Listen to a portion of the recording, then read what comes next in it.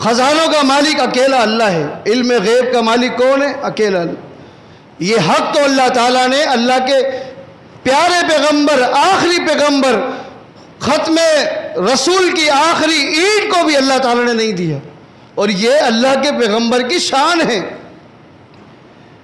اللہ تعالیٰ نے اپنے پیغمبر کو یہ حق نہیں دیا، یہ اللہ تعالیٰ اپنے پیغمبر کی شان بیان کر رہا ہے۔ قُلْ لَا أَقُولُ لَكُمْ عِنْدِي خَزَائِنُ اللَّهِ وَلَا عَالِمُ الْغَيْبِ، یہ میرے پیغمبر کی شان ہے۔